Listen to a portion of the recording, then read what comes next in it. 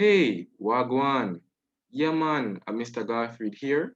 We're going to be looking at a CSEC mathematics past paper question, right? The May June 2018 paper 3. Okay, and this is a question which deals with section 8 of the syllabus, which is geometry and trigonometry.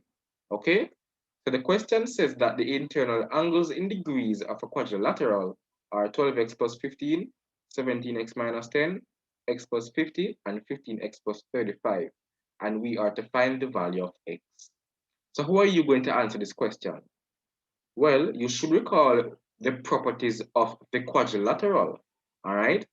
And the property that we'll be using here says that the sum of all internal angles of a quadrilateral is equal to 360 degrees.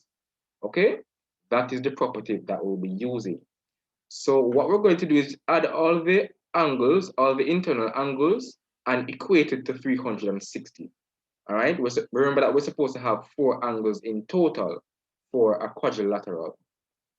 Okay? So let us now add the angles, the internal angles that they gave us. So we're going to add 12x plus 15, that's one angle, plus 17x minus 10, that's one angle, plus x plus 50, that's one angle, plus 15x plus 35. All right? And we know that the sum of all internal angles of a quadrilateral is equal to 360 degrees. So I can say all of this is equal to 360.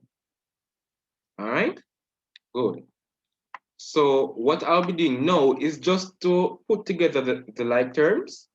So I'm putting together the 12x with the 17x, with the x and the 15x. All right. So what I will now have is 12x plus 17x plus x plus 15x, okay? And I'll be putting together the constants, so the positive 15 with the negative 10, the positive 50, all right, and the positive 35, okay? So what I will now have is plus 15 minus 10 plus 50 plus 35, and that should be equal to 360, all right? All of that on the left-hand side should be equal to 360.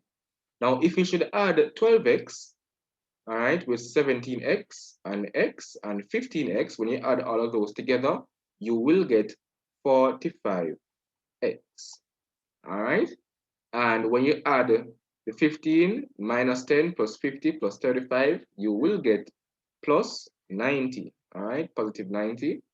And that on the left-hand side should be equal to 360. Okay, so remember I want to find the value for x, so I need to get rid of this 90. So I'm going to carry it over to the right-hand side. It will become a negative 90. So I can now say that 45x is equal to 360 minus 90. All right, and we know that 360 minus 90 is 270. So I can say 45x is equal to 270. All right, good. Now I want the value for x. So I have 45 multiplied by x on the left-hand side. So in order to find the value for x, right, in order to get x alone on the left-hand side, I will have to divide both sides of the equation by 45. All right, so let's do that. So I'm dividing the left-hand side by 45, and I'm dividing the right-hand side by 45. All right, remember that anything that we do on one side of the equation, we have to do the same operation on the right-hand side in order for the equation to be balanced, okay? So it means that the 45s can cancel out clearly, right? So I can now say that x is equal to 270 divided by 45, which is 6, all right? So x is equal to 6, and that is my answer for this past paper question. All right, I hope this video was helpful.